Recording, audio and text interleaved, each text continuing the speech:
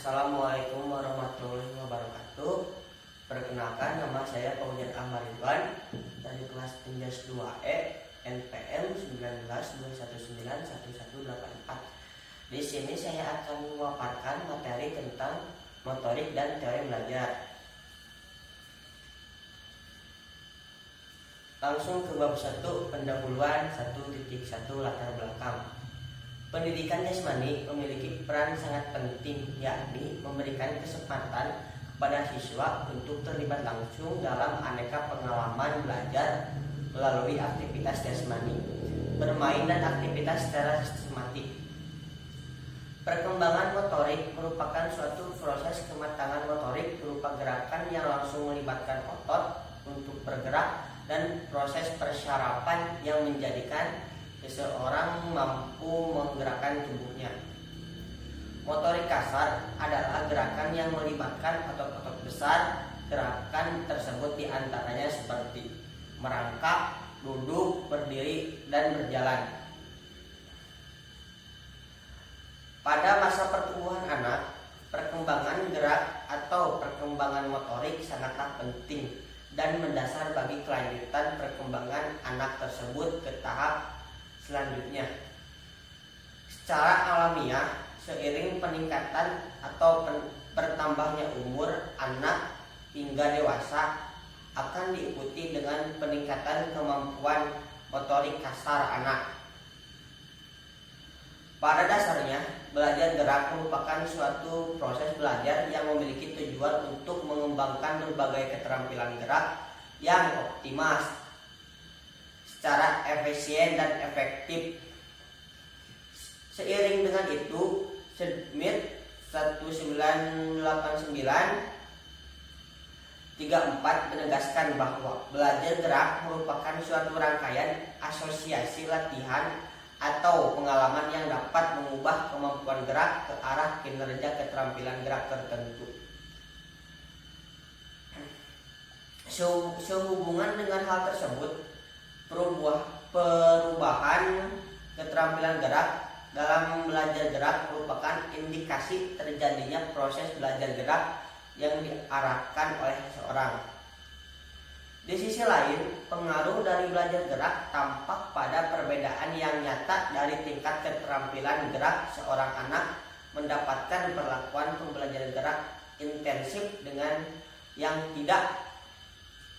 Pada kelompok anak yang mendapatkan perlakuan belajar gerak intensif menunjukkan kurva kenaikan progresif dan permanen. 1.2 Rumusan masalah.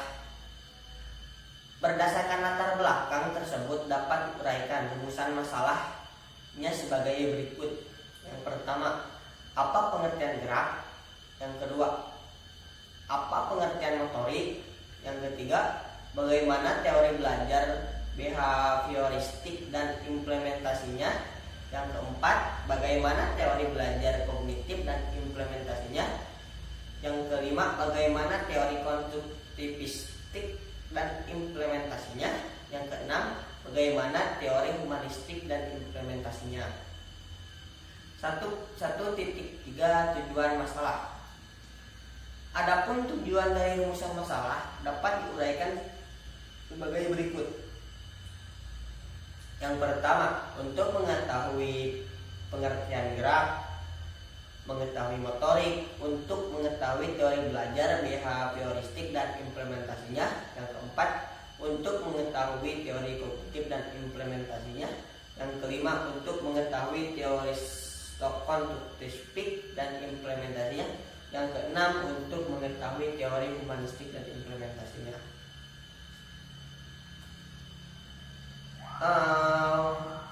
Pengertian gerak.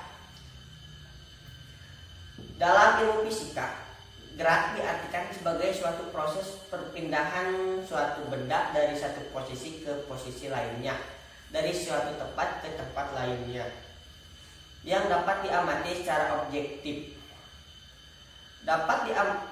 Maksudnya adalah bahwa perpindahan benda tersebut dapat diukur dalam dimensi ruang dan waktu. Yang selanjutnya, pengertian motorik. Pengertian motorik dan gerak seringkali menjadi satu hal. Ini disebabkan karena di antara kedua istilah tersebut sangat sulit ditarik suatu batasan yang konkret. Kedua istilah ini, motorik dan gerak, merupakan suatu istilah yang saling terkait yang tak dapat dipisahkan karena di antara kedua istilah tersebut memang dapat hubungan sebab akibat. Namun demikian diperlukan suatu batasan yang minimal dan memberikan penjelasan terhadap hubungan sebab akibat yang dimaksud. Langsung 2.2 teori belajar behavioristik dan implikasinya dalam pembelajaran pandangan teori belajar behavioristik. Teori belajar behavioristik dikenal juga dengan teori belajar perilaku karena analisis yang dilakukan pada perilaku yang tampak, dapat diukur, dilukiskan, dan diramalkan. Belajar merupakan perubahan perilaku manusia yang disebabkan karena pengaruh lingkungan. Behaviorisme hanya ingin mengetahui bagaimana perilaku individu yang belajar dikendalikan oleh faktor-faktor lingkungan. Artinya, lebih menekankan pada tingkah laku manusia. Teori ini memandang individu sebagai makhluk reaktif yang memberi respon terhadap lingkungan. Menurut Sung 1986, pengalaman dan pemeliharaan akan pengalaman tersebut akan membentuk perilaku individu yang belajar. Dari hal ini muncullah konsep manusia mesin atau Homo mechanicus.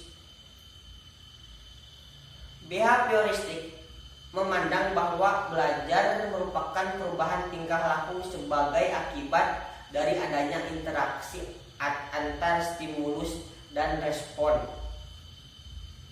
Menurut teori behavioristik, apa yang terjadi di antara stimulus dan dianggap tidak penting untuk diperhatikan karena tidak dapat diamati dan tidak dapat diukur.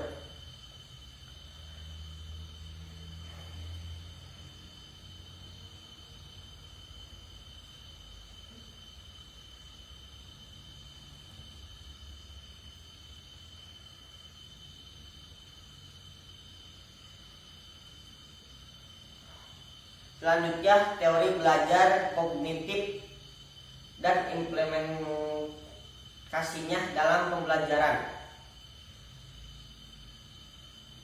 Pandangan teori belajar kognitif.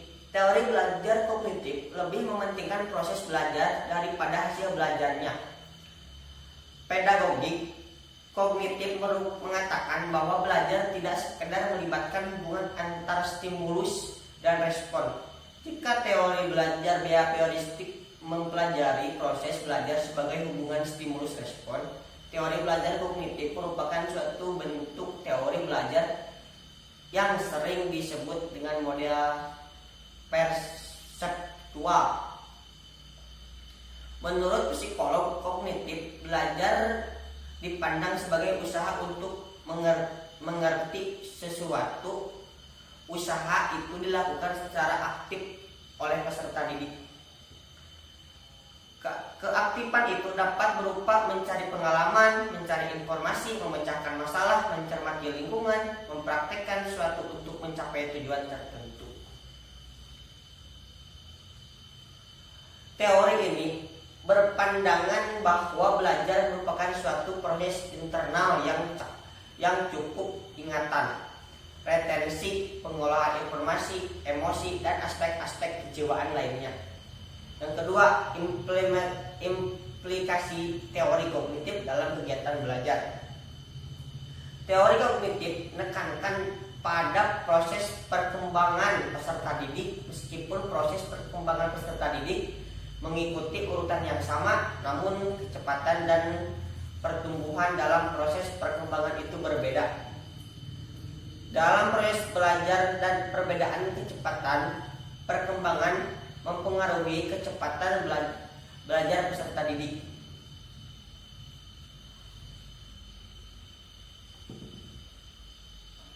Kebebasan dan keterlibatan peserta didik secara aktif dalam proses belajar amat diperhitungkan agar lebih bermakna bagi peserta didik.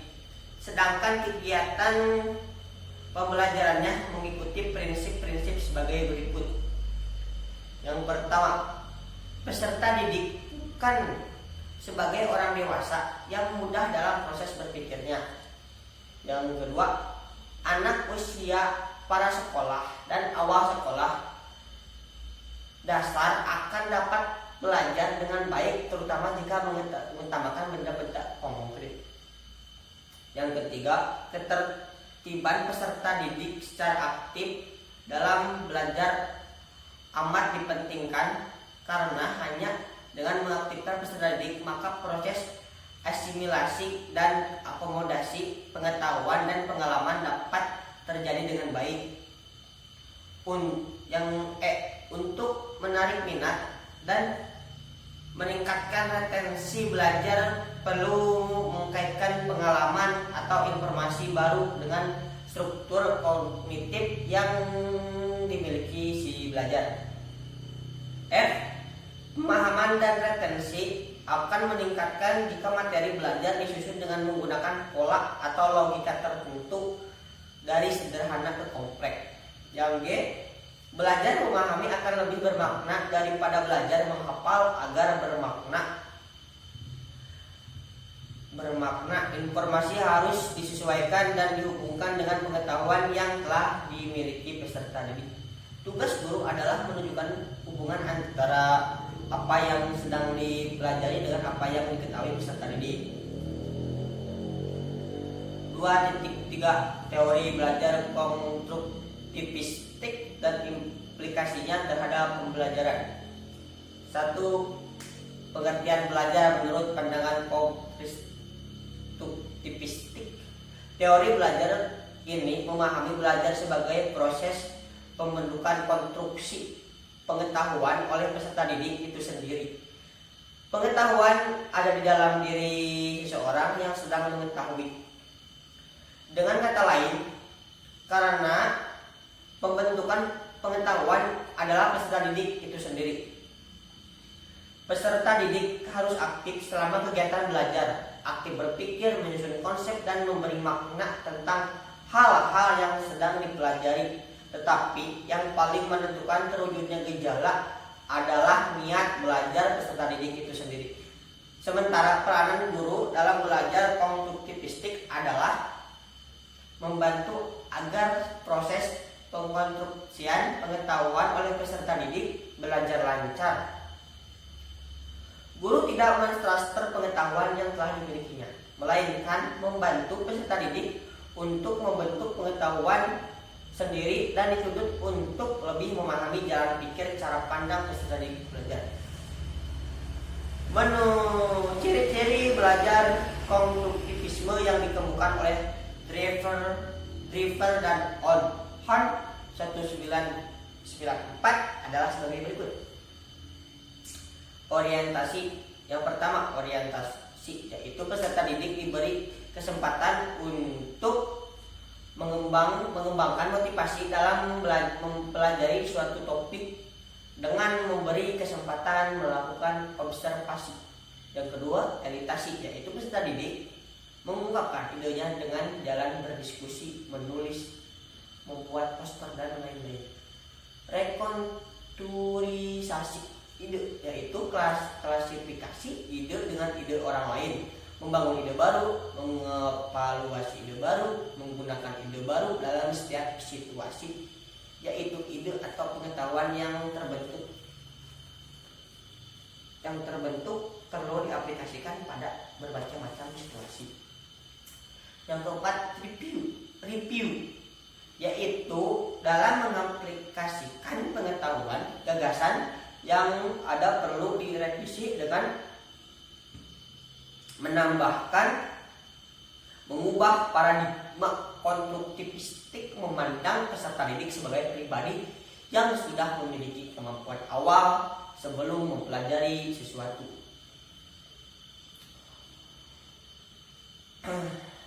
Selanjutnya, oleh sebab itu, meskipun kemampuan awal tersebut masih sangat sederhana atau tidak sesuai dengan pendapat guru, sebaiknya diterima dan dijadikan dasar pembelajaran dan pembimbingan. Peranan kunci guru dalam interaksi pendidikan adalah pengendalian yang meliputi: 1. Menumbuhkan kemandirian dan menyediakan kesempatan untuk mengambil keputusan yang bertindak.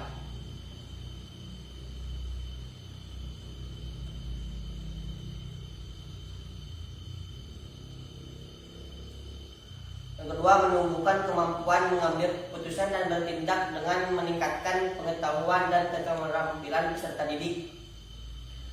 Yang ketiga, menyediakan sistem dukungan yang memberikan kemudahan belajar agar peserta didik mempunyai peluang optimal untuk berlatih. Yang implikasi terhadap belajar konstruktivistik dalam belajar. Penjelasan di atas dapat diketahui bahwa implikasi teori konstruktif jika dikaitkan dengan belajar, proses pembelajaran modern adalah berkembang pembelajaran dengan web learning dan pembelajaran secara sosial media. Beberapa implikasi teori belajar konstruktif dalam pembelajaran adalah sebagai berikut.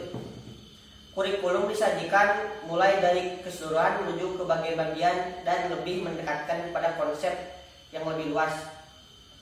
Pembelajaran lebih menghargai pada pemunculan ide-ide peserta didik. Yang ketiga, kegiatan kurikuler lebih banyak mengandalkan para sumber-sumber data primer dan manipulasi bahan. Pengukuran proses dan hasil belajar peserta didik terjalin dalam kesatuan kegiatan pembelajaran dengan guru mengamati hal-hal yang dilakukan peserta didik serta melalui tugas-tugas pekerjaan. Yang selanjutnya adalah teori humanistik dan implikasinya. 1. Belajar menurut teori belajar humanistik. Menurut teori belajar humanistik, proses belajar harus dimulai dan ditunjukkan untuk kepentingan manusia sebagai manusia itu sendiri. Oleh sebab itu, teori belajar humanistik sifatnya lebih abstrak dan lebih mendekati bidang kajian filsafat. Selanjutnya, implikasi teori belajar humanistik dalam kegiatan pembelajaran. Teori belajar humanistik sering dikritik karena sukar diterapkan dalam konteks yang lebih praktis. Teori ini dianggap lebih dekat dengan bidang filsafat, teori belajar, dan psikoterapi pada bidang pendidikan, sehingga sukar menerjemahkan ke dalam langkah-langkah yang konkret dan praktis.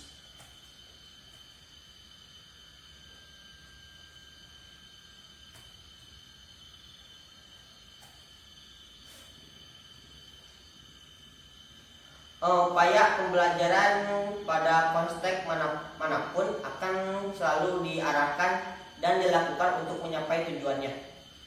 Meskipun teori humanistik masih sukar diterjemahkan ke dalam langkah-langkah pembelajaran yang praktis dan operasional, namun sumbangan teori ini amat besar. Ide-ide konsep taksonomi tujuan yang telah dirumuskan dapat membantu pada para pendidik dan guru untuk memahami hakikat kejiwaan manusia.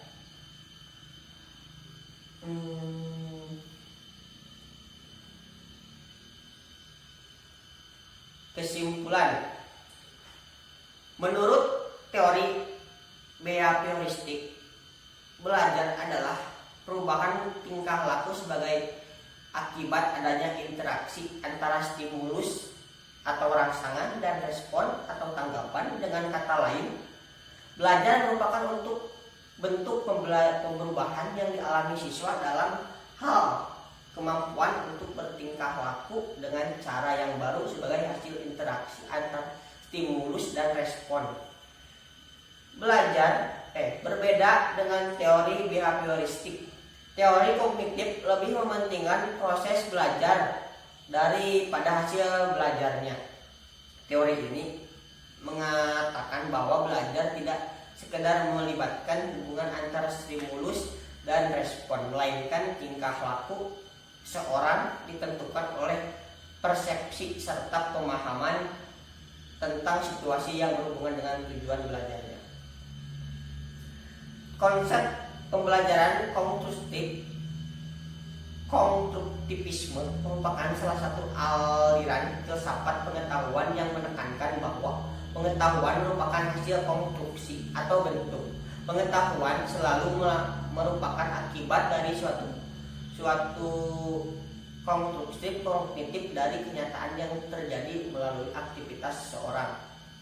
Konsep belajar humanistik yaitu proses memanusiakan manusia, di mana seorang individu diharapkan dapat mengaktualisasikan diri artinya manusia dapat menggali kemampuan sendiri untuk diterapkan dalam lingkungan. Proses belajar humanistik memusatkan perhatian kepada diri peserta didik sehingga menitik beratkan kepada kebebasan individu. Saran: sebagai cara mendidik, sebaiknya kita bisa mengenai motorik pada setiap peserta didik dan bisa menyesuaikan dengan teori belajar seperti apa yang nantinya akan disampaikan ke peserta didik. Selain itu, pendidik juga harus bisa menuntun peserta didik untuk memecahkan masalah yang dialaminya dan bisa menjadi peserta didik yang unggul. Sekian pemaparan materi dari saya. Mohon maaf bila ada kesalahan. Wabillahi taufiq wal hidayah. Assalamualaikum warahmatullahi wabarakatuh.